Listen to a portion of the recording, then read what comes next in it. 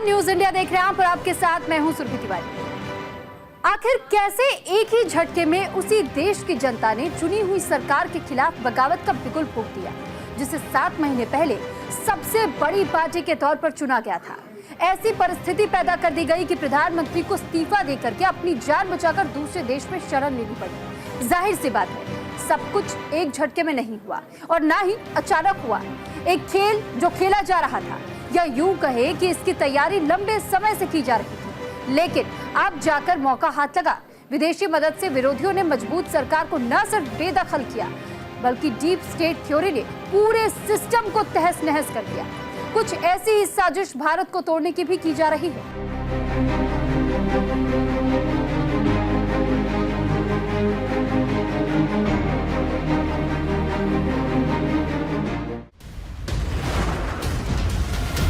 बांग्लादेश में किसने आरक्षण का आग लगाया? पाकिस्तान और म्यांमार में किसने बदली सत्ता? कौन रच रहा भारत को तोड़ने की साजिश? बांग्लादेश की हालत देखकर मन परेशान है और बेचैन भी।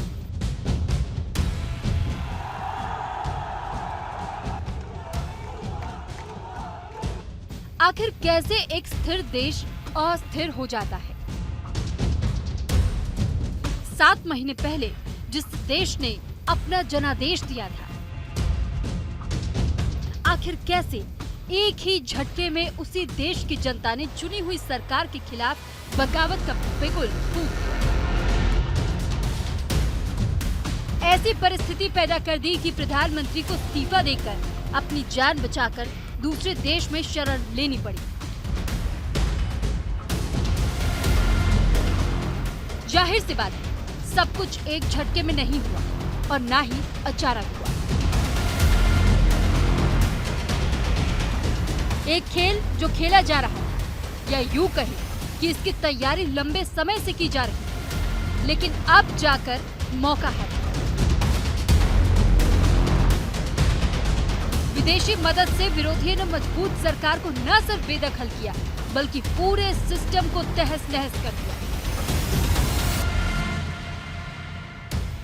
दरअसल बांग्लादेश में काफी समय से डीप स्टेट थ्योरी काम कर रही थी। अब आपके मन में सवाल उठ रहा होगा कि आखिर क्या होता है डीप स्टेट थ्योरी? दरअसल इसके तहत किसी देश के आंतरिक मामले को प्रभावित किया जाता है। कोई दूसरा देश सत्ता के लिए साजिश रचता है। कोई बाहरी ताकत दूर बैठे किसी देश में आंदोलन की आग को भड़काता है। गोपनीय और इलीगल पावर नेटवर्क को बूस्ट करता है। एक तरह से कहे तो समानांतर सरकार की तरह काम करती है। राज्य के राजनीतिक नेतृत्व स्वतंत्र रूप से अपने स्वयं के एजेंडे और लक्ष्यों को खोजती है। इस सिद्धांत का उपयोग षड्यंत्रों के लिए किया जाता है। बड़े पैमाने पर किसी देश की तख्ता पलट के लिए किया जाता है। आज बांग्लादेश की जो दशा है, डीप स्टेट थ्योरी के जरिए उसे इस मुकाम पर पहुंचाया गया है। बांग्लादेश में आज जो स्थिति है, कमोबेश कुछ ऐसी ही स्थिति पाकिस्तान की थी। हालांकि वहां की आवाम इमरान खान की समर्थक थी। बावजूद इसके इमरान खान की सरकार डीप स्टेट थ्योरी से गिराई गई थी। इमरान खान की पार्टी जब राजनीतिक रूप से स्थिर थी, ठीक उसी वक्त उनके सांसदों ने अपना पाला बदल लिया। इमरान खान पाकिस्तान के संसद में विश्वास मत हार गए। पाकिस्तान मुस्लिम लीग ने पाकिस्तान पीपल्स पार्टी के साथ सरकार बनाई, लेकिन ये केवल सिक्के का एक पहलू है। सिक्के का दूसरा पहलू ये था कि नवाज शरीफ ने अमेरिकी एजेंसी CIA की मदद से इमरान खान की सरकार गिराई। कहते हैं जब इमरान खान पाकिस्तान के प्रधानमंत्री थे उस वक्त अमेरिका और पाकिस्तान का 36 का आंकड़ा हो गया था। दक्षिण एशिया का एक और देश म्यांमार, जहां सेना ने अचानक से तख्ता पलट कर दिया।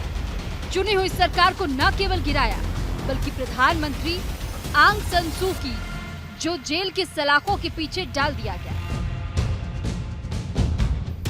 दुनिया भर में लोकतंत्र का सर्टिफिकेट बांटने वाला अमेरिका म्यांमार में चुनी हुई सरकार को गिराने पर चुप रहा। यह वही अमेरिका है जिसने अफगानिस्तान में लोकतंत्र के नाम पर तालिबान से जंग छेड़ दिया था। तो क्या माना जाए कि क्या म्यांमार में भी डीप स्टेट थ्योरी से चुनी हुई सरकार गिराई गई थी? क्या पाकिस्तान, म्यांमार, बांग्लादेश के बाद भारत को अस्थिर करने का प्रयास किया जा रहा है? हालांकि भारत का सिस्टम इन देशों से अलग है। पाकिस्तान में जहां हमेशा से सेना की मर्जी चली, बांग्लादेश भी कमोवेश उसी राह पर। म्यांमार में भी हिंसा का लंबा इतिहास रहा है। इमरजेंसी को छोड़ दे तो दुनिया में भारत के लोकतंत्र की मिसाल दी जाती है। लेकिन बीते कुछ सालों से भारत में भी कई लोग देश को अस्थिर करने का प्रयास कर रहे हैं। चुनकर आई सरकार पर गलत तोहमत लगा रहे हैं। कुछ विदेशी ताकतें हैं जो दक्षिण एशिया को अपने इशारों पर नचाना चाह रही है। काफी समय से भारत को अस्थिर करने का प्रयास किया जा रहा है। गाहे बगाहे पीएम मोदी ने इस दर्द को कई बार बयां भी किया है। भाइयों बहनों, मैं जानता हूं मैंने कैसे कैसी ताकतों से लड़ाई मोल ली है।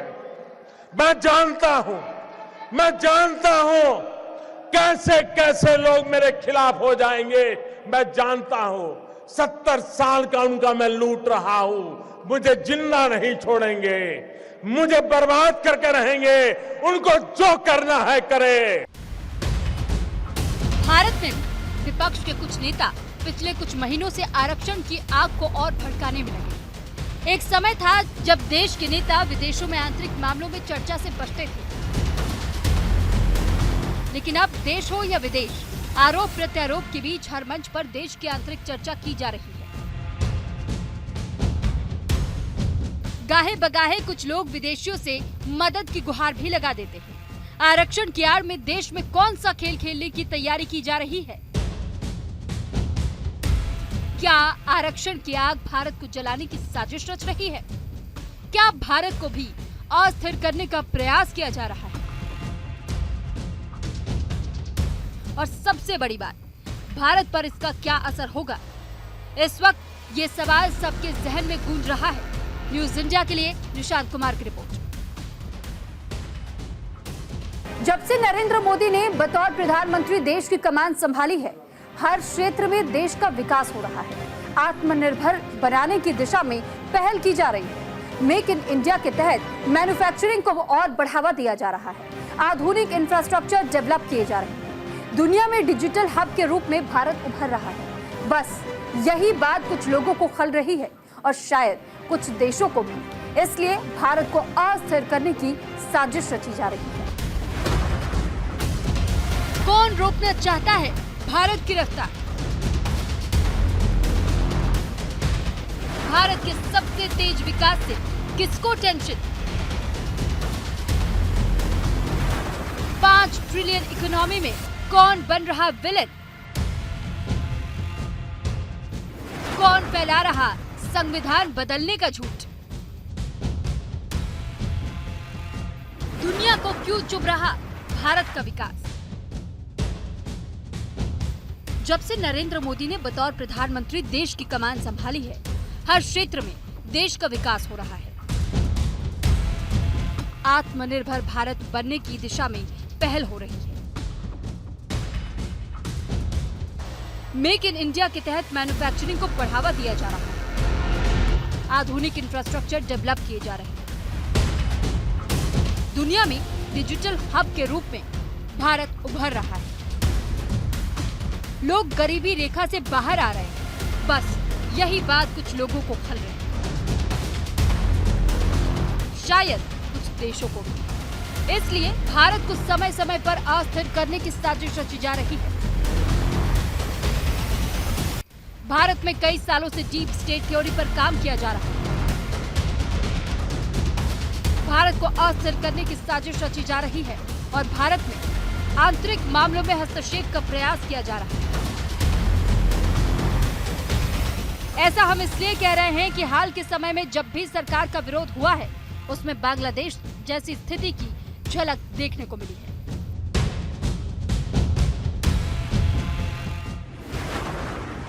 सीएए एनआरसी को लेकर प्रोटेस्ट, किसान आंदोलन, जाति जनगणना को लेकर आंदोलन, भारत पर विदेशों में हत्या का आरोप। अचानक से पूरे देश के एक्टिविस्ट ने एक आवाज उठानी शुरू की, संविधान को लेकर मुखर थे। जबकि प्रधानमंत्री और उनकी पार्टी कह रही थी कि संविधान पर कोई आंच नहीं आने देंगे, लेकिन पूरे देश में झूठ फैलाया गया, जिसका नतीजा 10 साल बाद एक ऐसी सरकार बनी जिसको बहुमत नहीं मिल पाया। कमजोर सरकार देश में बनी, ऐसी सरकार बनी जो बैसाखी के सहारे चल रही। मजबूत सरकार में किस तरह फैसले लिए गए, पूरी दुनिया ने देखा। जब जम्मू कश्मीर से धारा 370 हटाई गई, कई देशों ने बयान जारी किया, लेकिन मजबूत सरकार पर इसका कोई असर नहीं पड़ा। लेकिन अब बांग्लादेश की मौजूदा स्थिति को लेकर भारत पर निशाना साधा जा रहा है। कांग्रेस नेता संजय वर्मा ने तो यहां तक कह दिया कि बांग्लादेश की तरह पीएम आवास में देश की जनता घुस जाएगी। मैं तो सिर्फ इतनी बात कहना चाहता हूँ, 2 दिन से टीवी पे आप देख रहे हो, बांग्लादेश की जनता शेख हसीना की गलत नीतियों की वजह से, बांग्लादेश की सरकार की गलत नीतियों की वजह से कल प्रधानमंत्री आवास में घुस गई, राष्ट्रपति भवन में घुस गई। याद रखना नरेंद्र मोदी जी, एक दिन ये जनता जितने सड़क पे हिलोरे ले रही है, एक दिन तुम्हारी गलत नीतियों से तुम्हारे प्रधानमंत्री निवास में घुस जाएगी, कब्जा कर लेगी। अभी श्रीलंका में हुआ, पहले श्रीलंका में जनता प्रधानमंत्री के घर में घुसी, अब बांग्लादेश में घुसी। अब भारत का नंबर है, तो साथियों मैं अनुरोध करता हूं, भ्रष्टाचार सीएए एनआरसी में किसका हाथ? कौन आंदोलन को भड़का रहा था? आंदोलन की आड़ में किसकी साजिश? भारतीय संसद में 11 दिसंबर 2019 को सीएए एनआरसी को लेकर बिल पारित किया गया था, जिसके बाद दिल्ली की शाहीन बाग में 15 दिसंबर 2019 को महिलाओं ने सीएए एनआरसी को लेकर आंदोलन शुरू किया था। इस आंदोलन का कोई एक नेतृत्व नहीं कर रहा था, लेकिन जिस तरह महीनों ये आंदोलन चला, इसको लेकर कई सवाल खड़े हुए थे। किसानों को किसने भड़काया? किसने रची आंदोलन की साजिश? क्या मोदी सरकार को गिराने का था प्लान? आंदोलन की आड़ में किसने रची साजिश? किसानों की आर्थिक स्थिति में सुधार लाने के लिए मोदी सरकार 3 कृषि कानून लेकर आई, लेकिन देश में कई जगह किसानों ने 3 कृषि कानून के खिलाफ प्रदर्शन किया। दिल्ली के बॉर्डर पर महीनों चले आंदोलन ने दुनिया भर में लोगों का ध्यान आकर्षित किया। उस वक्त देश से बाहर कनाडा, अमेरिका, ब्रिटेन और ऑस्ट्रेलिया जैसे देशों में किसान कानून को लेकर रैलियां निकाली गई। आंदोलन कर रहे किसानों के पक्ष में बयान दिया गया। आखिरकार भारत सरकार को बिल वापस लेना ही पड़ा। उस वक्त ऐसा कहा जा रहा था कि बाहरी ताकत किसान आंदोलन की आग को और ज्यादा भयावह करने की कोशिश कर रही है, भड़काने की कोशिश कर रही है। वैश्विक स्तर पर भी भारत को बदनाम करने की साजिश रची जा रही है। इसकी बानगी उस वक्त देखने को मिली जब कनाडा ने भारत पर भारतीय मूल के कनाडाई नागरिक खालिस्तान समर्थक आतंकी गुरपतवंत सिंह पन्नू की हत्या की साजिश रचने का आरोप लगाकर घेरा। भारत के बार बार इनकार करने के बावजूद भी कनाडा तोहमत लगा रहा। भारत हर बार सबूत मांगता रहा, लेकिन कनाडा केवल आरोप लगाता रहा। अमेरिका ने भी कनाडा के सुर में सुर मिलाया।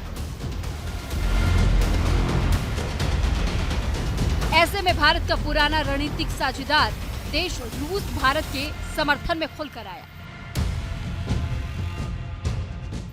रूस ने यहां तक कहा कि अमेरिका भारत को अस्थिर करने की कोशिश में है। बीते कुछ महीनों में अमेरिकी नेताओं का जिस तरह से बयान सामने आया, वो कमोवेश इसी ओर इशारा कर रहा है। क्यों हो रही जाति जनगणना की मांग? भारत में जातियों को कौन भड़का रहा? कौन कर रहा आरक्षण की आग में झोंकने की साजिश? कौन फैला रहा संविधान बदलने का झूठ? कौन कर रहा देश को अस्थिर करने का प्रयास? आजादी के बाद पहली बार साल 1951 में जनगणना हुई। तब सरकार ने तय किया कि सिर्फ अनुसूचित जाति और अनुसूचित जनजाति के आंकड़े ही जुटाए जाएंगे। इसके बाद से ही एससी और एसटी के आंकड़े जारी होते हैं। लेकिन अब विपक्ष की ओर से लगातार जाति आधारित जनगणना की मांग उठाई जा रही है। चुनाव के दौरान विपक्ष ने इसे मुद्दा बनाया। उसके बाद से लगातार जाति जनगणना की बात हो रही है। मौजूदा बजट सत्र में विपक्ष ने जाति जनगणना को बड़ा मुद्दा बनाया। लोकसभा में नेता प्रतिपक्ष राहुल गांधी पुरजोर तरीके से जाति जनगणना की मांग कर रहे हैं। इंडिया गठबंधन गारंटीड लीगल एमएसपी इस सदन में पास करेगी। वैसे ही मैं कह रहा हूं, आपको अच्छा लगे ना लगे, जाति जनगणना इस हाउस में, इस सदन में पास करके हम आपको दिखाएंगे। जनगणना से ये जो छोटे छोटे खांचे आपने बनाए हैं, ये जो आपने सिस्टम बनाया है, चक्रव्यूह का सिस्टम बनाया है, ये टूट जाएगा। और इसके लिए हम पूरा दम लगा के, पूरा इंडिया गठबंधन दम लगा के ये काम करेगा। दूसरी तरफ सत्ता पक्ष बीजेपी कांग्रेस पर जमकर निशाना साध रही है। केंद्रीय मंत्री किरेन रिजिजू ने कांग्रेस पर जाति के नाम पर देश को बांटने की साजिश रचने का आरोप लगाया है। कांग्रेस पार्टी, श्री राहुल गांधी और पूरा कांग्रेस पार्टी सुबह शाम रात जाति जाति जाति करते रहते हैं और यहाँ जाति पूछने पर सवाल खड़ा करता है। कांग्रेस पार्टी ने आज ऐसा काम किया है देश को कमजोर करने के लिए। खैर, भारत और बाकी देशों की स्थिति में जमीन आसमान का अंतर। भारत सरकार ने माना है कि हसीना सरकार के पतन में विदेशी साजिशों की संभावना से इनकार नहीं किया जा सकता। बावजूद इसके भारत किसी भी बाहरी हस्तक्षेप की स्थिति से निपटने के लिए तैयार है। जिस तरह दक्षिण एशिया से स्थिति खराब होती जा रही है, लोकतंत्र पर डीप स्टेट हावी हो रहा है। ऐसे में आने वाले समय में भारत को किसी भी स्थिति के लिए पहले से सतर्क रहने की जरूरत है। न्यूज इंडिया के लिए निशांत कुमार की रिपोर्ट। फिलहाल आज के इस बुलेटिन में इतना ही। मुझे और मेरी टीम को दीजिए इजाजत। आप देखते रहिए न्यूज इंडिया, क्योंकि यहाँ खबरों का सिलसिला कभी खत्म नहीं होता।